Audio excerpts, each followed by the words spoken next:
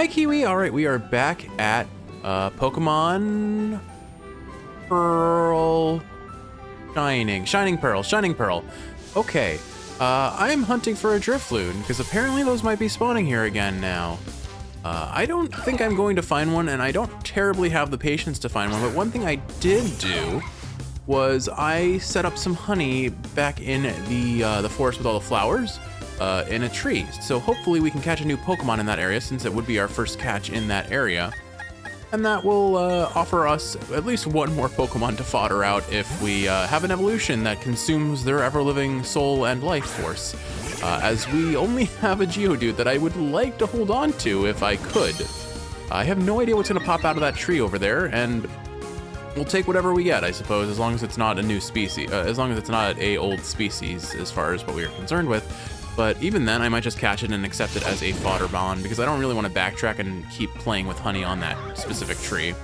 So we'll see what we get, and we'll take it to where it takes us, or we'll travel to where it takes us. I don't even know what I'm trying to say. Anyway, I'm gonna skip ahead over to that lovely, lovely little flower forest, and then we'll head down Route 205 and finally progress with hopefully getting to Eterna City and unlocking some fun things. All right, the tree isn't shaking yet, so we'll have to come back later. So for now, we'll just progress down the route. Let's let... Vastefrons really doesn't have anything to shine with right now, so let's let the Doof take point for now. Give Manny a rest, since he's kind of hurting. I could heal him with Recover, but he has to tank a hit to do that, so we'll just let the Doof do some dirty work for a little bit. All right. In the meantime, I guess things I can talk about. I've been having some... So I have a weird... If you slather honey on a sweet-smelling tree, the Pokemon may be attracted by that sweet scent. Wow, I flubbed that line pretty bad. All right, we can ramble while we have this battle here. How about a quick battle before I leave for Eterna Forest? Anyway, so I have a history of some my dreams and nightmares are either extraordinarily mundane or really out there, I would say. Never like kind of in the middle. And the reason why I bring this up is last night I had a nightmare. And the nightmare was, it was my lunch break at work, but I had one client who just kept asking really, really dumb questions and often repeating the question after being answered. And so I was like 15 minutes, and it was like 15 minutes before my lunch break would end. And I'm still answering questions to this guy, and I'm just like, okay, are you okay if I just eat my sandwich in front of you? And the customer was appalled at me and got really offended, and like, that was basically the nightmare, and then I woke up. Yeah. I've had like really mundane dreams to the point of just like dreaming about sweeping out by the porch or like washing dishes. Usually what happens is if I do something a lot during the day prior to sleeping, I dream about that and just like relive what I did. So it was very useful for when I was studying in grad school for sure, but it's weird. Oh, finally, Vastefrons is actually learning a usable move, Poison Fang. Base 50 damage, may poison the opponent. We'll toss out Mean Look. I wonder if that would have made it so we could catch Abra. I don't know how Mean Look interacts with teleport in Pokemon, but it doesn't really matter. We already caught an Abra. Named him, what was it? Babra Verdabra or something like that. I don't even remember.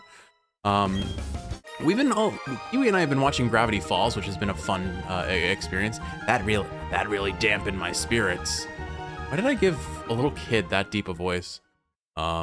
We've been watching Gravity Falls. Oh, Turters is evolving. All right, looks like someone's about to get eaten then. Because I don't want to give up Geodude. Oh well, here comes a Grottle. I believe that's what it's called when it evolves. Man, it's been a while since I've played with the Gen 1 starters outside of the Chimchar line, and I didn't really even play with those either.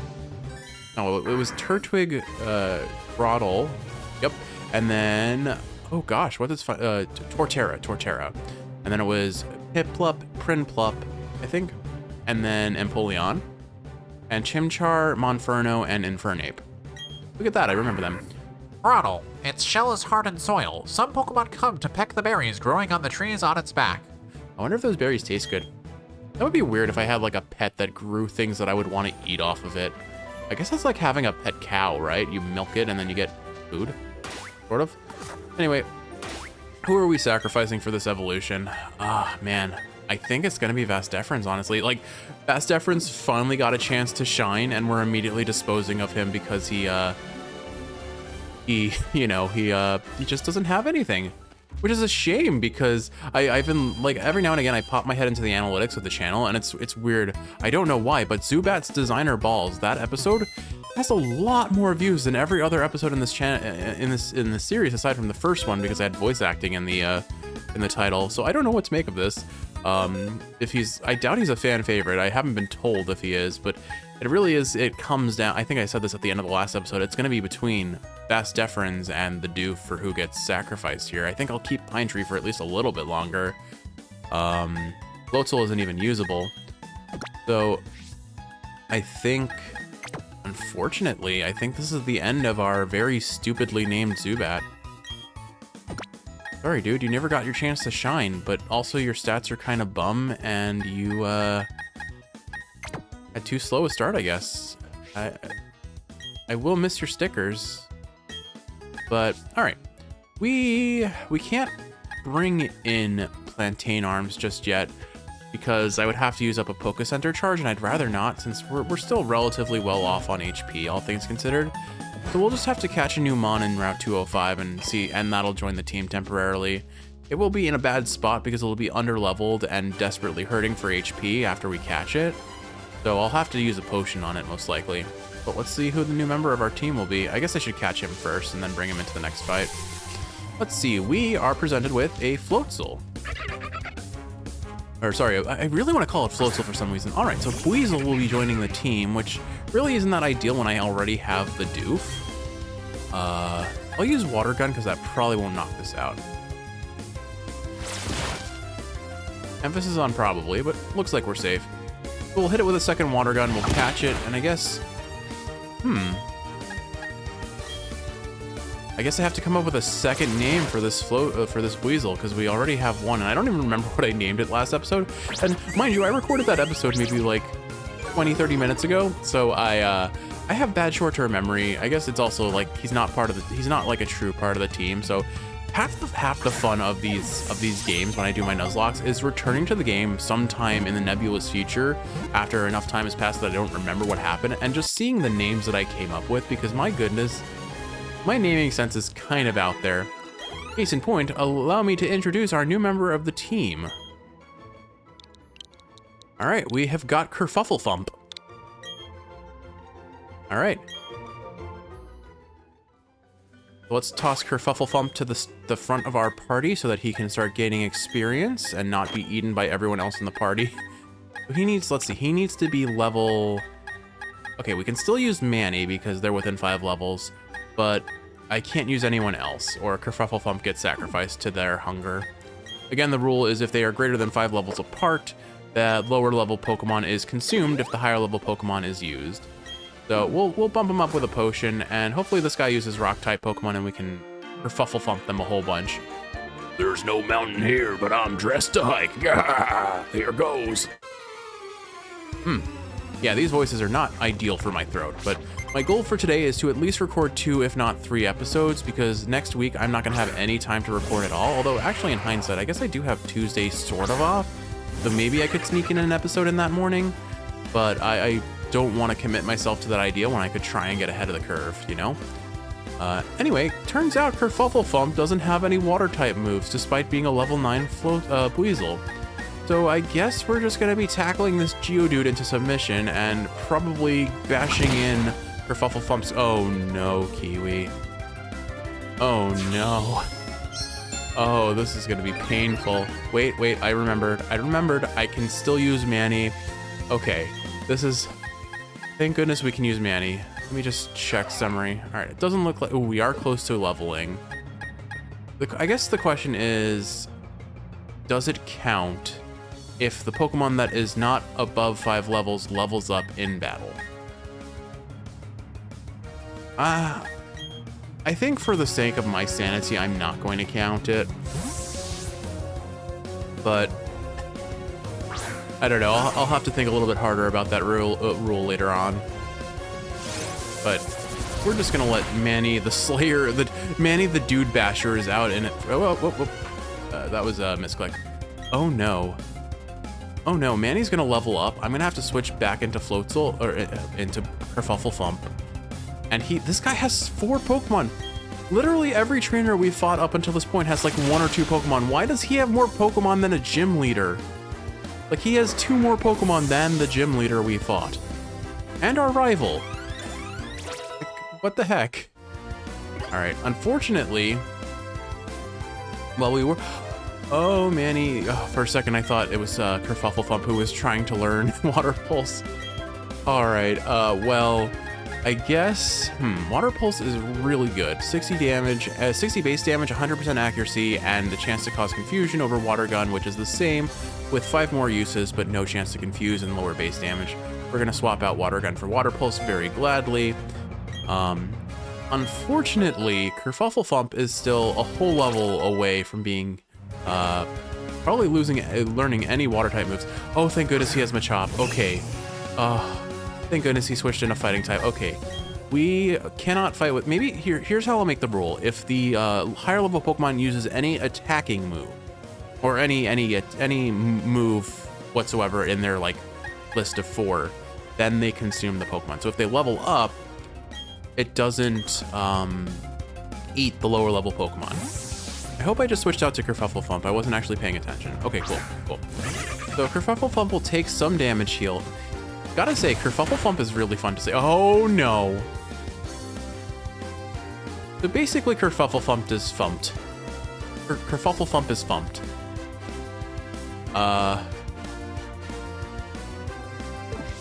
Okay.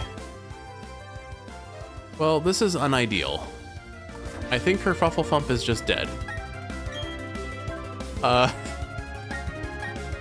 this is unfortunate. And I really like that name. I'm sad that we're gonna be losing it immediately. I guess we'll just growl at it and reduce his attack for whatever attacks next. Because I sincerely doubt we're knocking this thing out in one hit with a tackle. Guess I should have fought some wild Pokemon first.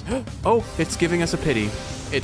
Unfortunately, Focus Energy increases its chance to crit, so I am just as likely to die as I was before. But I have a chance, and we're gonna take it. Wait, hold on. Wait, I just had an idea. Oh, but this is risky too. Basically, if I make the rule the Pokemon that's overleveled can't attack, I could switch in Captain Squawk and use Intimidate here, lower the Machop's attack a second time, but then I run the risk of Captain Squawk getting knocked out instead. And I don't think it's worth it because it just raised its crit chance. I think realistically speaking, Kerfufflefump is probably gonna die here. But as you can see, my evolution rule and my minimum level rule is a really effective way to potentially to make the early game much harder, because as you can see, most of my Pokemon are seriously overleveled relative to this guy's Pokemon. So it forces me to play very carefully. Ooh, Revenge has a lot higher base damage than Low Kick, but it didn't kill us.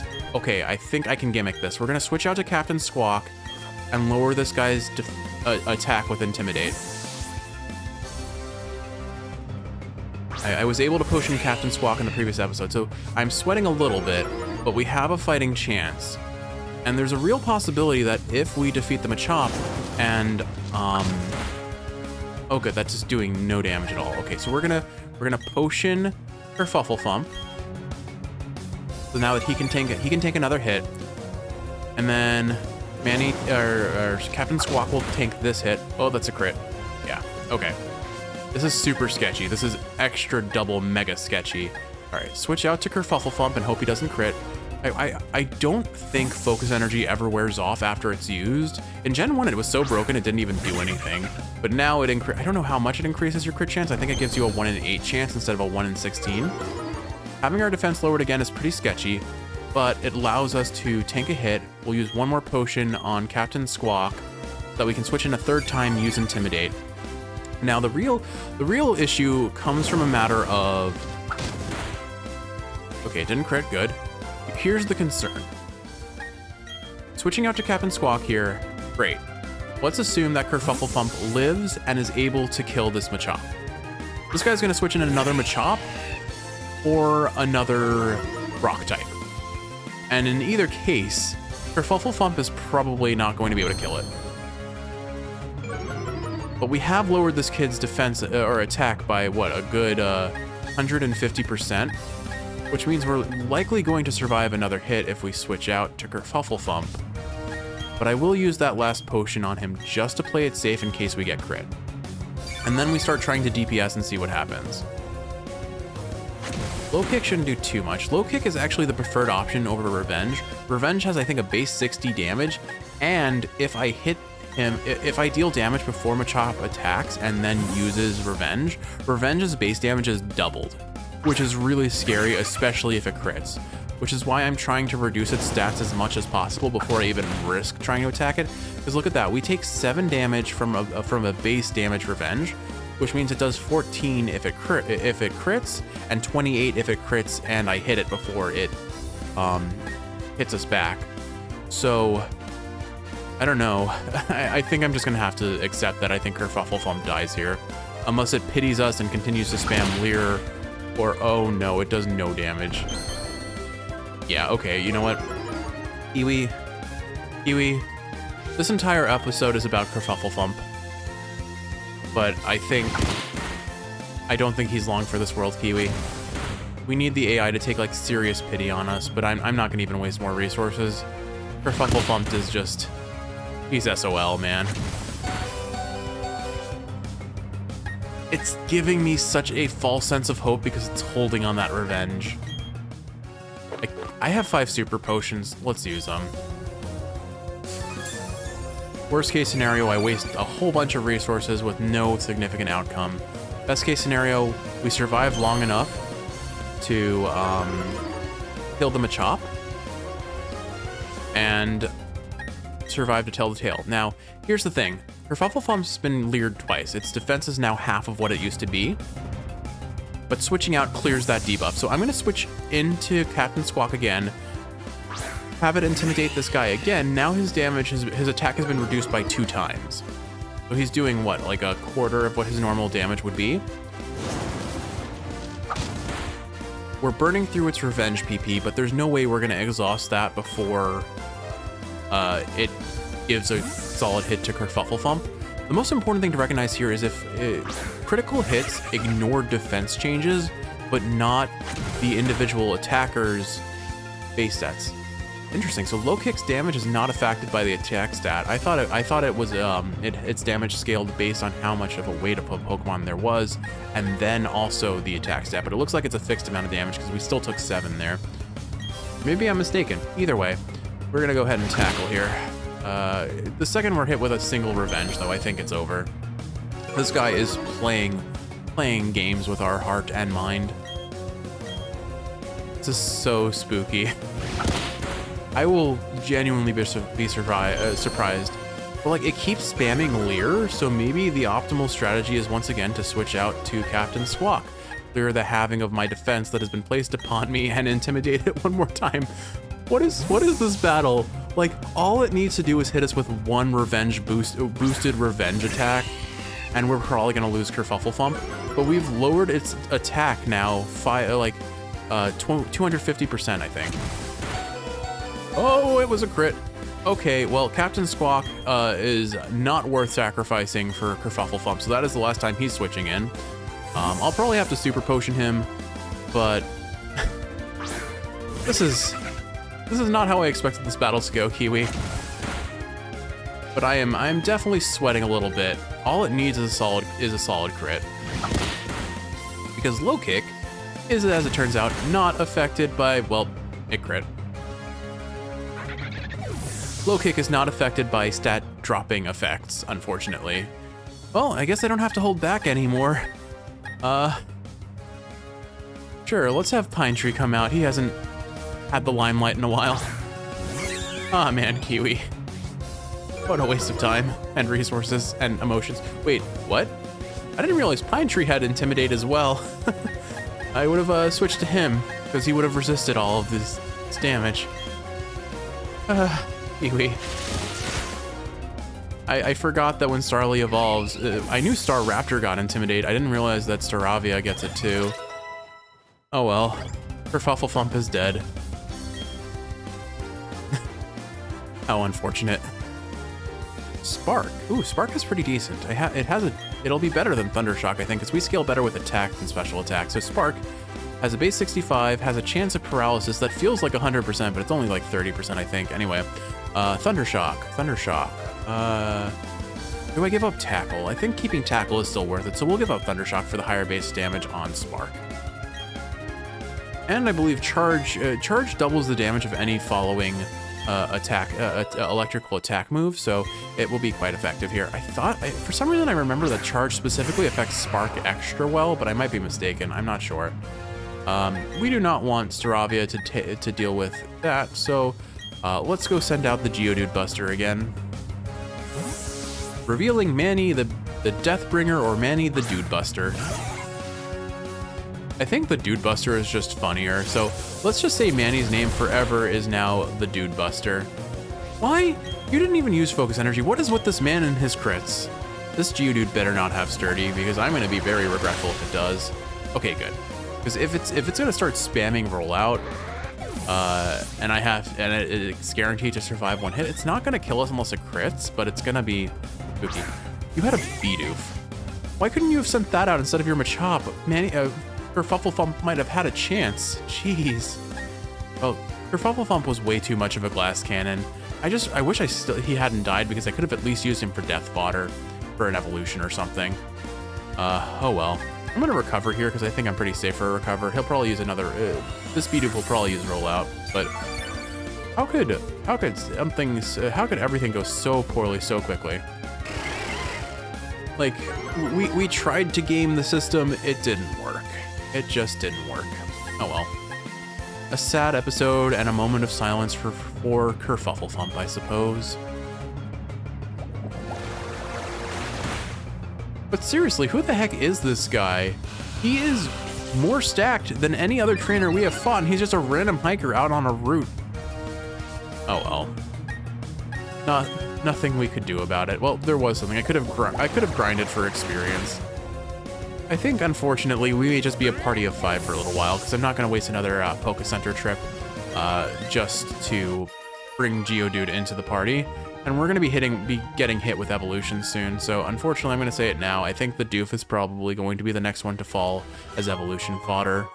I am sorry. I love the Doof, but I love Bidoof the Doof, not B-Barrel the Doof.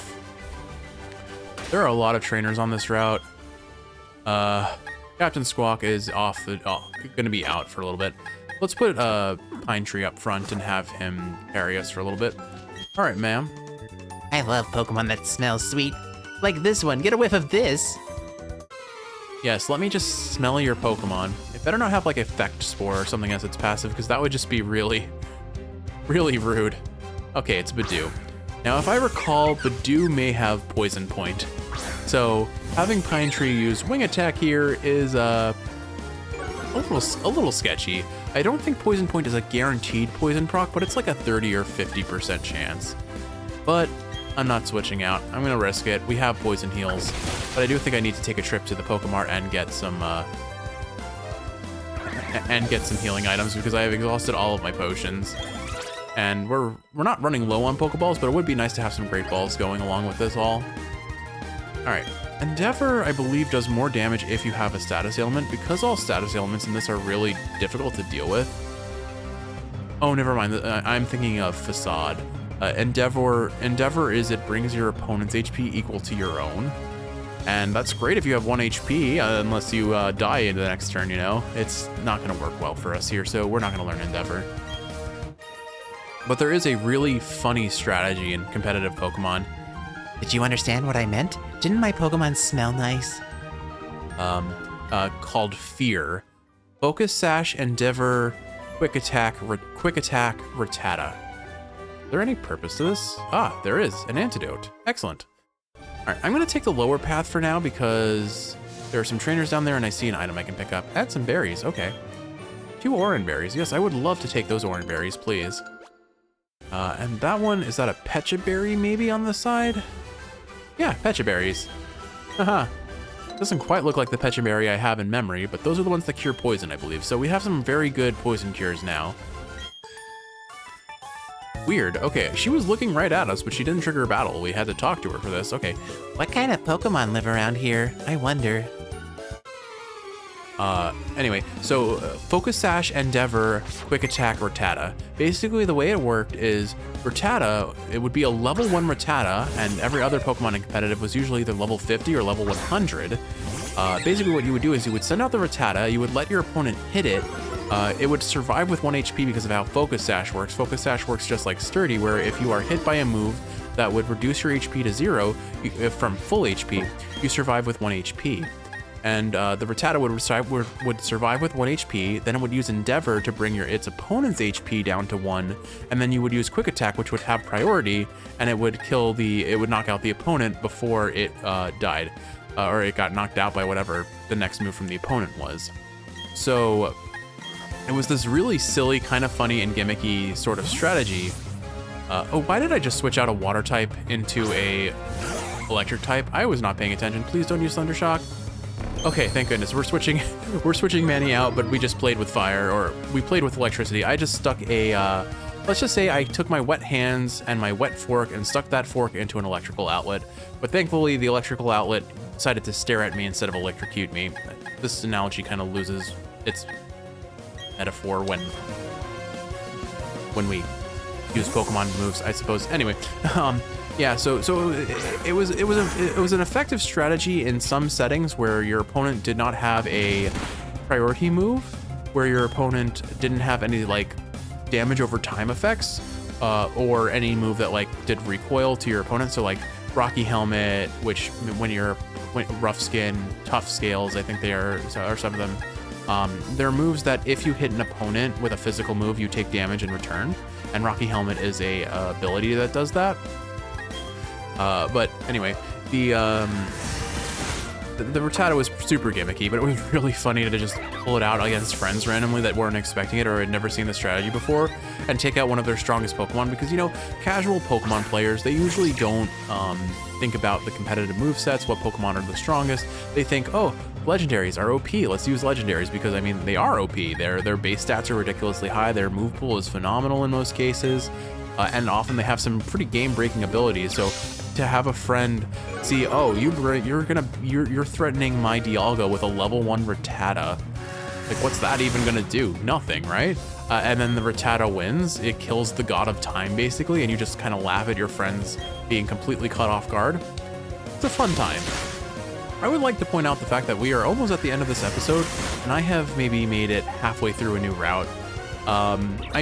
Once again, I will comment and lament the progression that we have in this episode. I know a lot of the time was wasted trying to keep Kerfuflefump alive, and unfortunately I failed, but I'm shocked. How did I lose? but again, this is supposed to be a super chill, super casual episode series, and I'm gonna keep justifying that to make myself feel better about how slow I am in my progression. But realistically speaking, if you've ever done, not even if you've ever done a Nuzlocke, but if you've ever played Pokemon and you like play it super casually, and then you go and look at how much time it took for you to complete basic things, like, unless you're a speedrunner, I would be surprised if you didn't have a similar, like, maybe not as slow as how I'm running this, but still slow. It's a long way between Floraroma Town and Eterna City, so let's battle. Oh, that's not a good notice to have. I know we have to get through Eterna Forest, which is a pretty large part of this too, but I think we're gonna be in transit for a while, unfortunately. And once again, I am sending out a flying type to fight a rock type, which is unideal. But it's a Geodude, and we know who is most equipped to kill Geodude. Forgive me if, again, though, that these couple episodes are maybe a little bit more fluff than substance. I'm super behind. With a busy week up ahead, I need to record some episodes, and if they do their purpose, they do their purpose. I can at least share some more funny dream stories while we're in this battle. So I think probably the most out there dream I've ever had, not mundane, but really like wild, was the episode where I was in, was the dream where I was in an episode of Blue's Clues. And Steve and Blue skidooed into my belly button, and I tried to follow behind them, but I got stuck, and only my head got through the belly button into this world made out of entirely lint. Everything was made out of lint. The people were lint. The buildings were lint. The food was lint. Everything was lint except for myself. Blue, and Steve. And basically, my head became this new, my head, because it got stuck there, basically became their de facto son. Like, I don't know how light in this world worked before, but it definitely was there. I basically became, if you've ever seen, what is it, Teletubbies? Of all places, I've lost my way here. If you've ever seen Teletubbies, you know the demonic, like, baby head that is. Oh, fun fact, if you are familiar with that baby head, that baby is like 30 years old now. Deal with that information as you will. But anyway, the Teletubbies, I was basically like the head in the sky from Teletubbies. And the Lint people of this world started to worship me as their like new god, pretty much, which, yeah, I know that sounds like super conceited and power trippy, and it probably is in my subconscious, but it didn't feel that great because they were trying to feed me. They had like a giant ladder that would get to my head, and they would feed me lint, and it was awful. It was awful, Kiwi. Don't eat lint, trust me. It may look colorful and tasty on the outside, but it is gritty and like the texture is awful. It's like eating a bunch of hair all at once. Why do I know this? Don't ask those questions, Kiwi. Anyway, I think after this battle, I'm probably gonna end the episode. I know, again, we've barely made any progress at all, but I think I need to take a break. See, this Onyx has sturdy. I told you Onyx could get sturdy as an ability. We just got really unlucky. We'll finish it off with a bind. This is fine. But yeah, I'm trying to think. I think there was a time where I owned a dairy store, like a dairy product store, and my partner in at the store was just a anthropomorphic cow lady. And I don't remember much more than that. I just remember I have the picture of an anthropomorphic cow lady. I might have superimposed the character from Spy Fox, that old computer game series that's in the same vein as like Putt Putt and Pajama Sam. Having lost his way, the trainer lost the battle too. It was like I think it was Spy Fox in Dry Cereal or whatever the game with something the kid who like wanted to replace all dairy milk with goat milk. But there was like a random chef lady who I think was making a reference to the Star Wars Christmas special where it's like mix, mix, stir, mix, mix, or whatever that was. And I don't know, that might have been the character that I based that image off of, but I haven't thought about this dream in a very long time. But yeah, we were just casually selling dairy products. That's about all that dream was about, but the setting was a little bit strange, I suppose. All right, I've rambled enough, Kiwi. While we have dreams, Kerfufflefump's nightmares have come to fruition, and he has left this world. Sadly, honestly, our team is looking pretty hurt. We might want to just pop back to the Poké Center and heal, but I'll do that off camera. With all that said, Kiwi, I love you. I hope you've enjoyed watching, and if you're awake, I hope this is helping you fall asleep. If you're asleep, I hope you're sleeping well. I love you, and I will see you in the next one.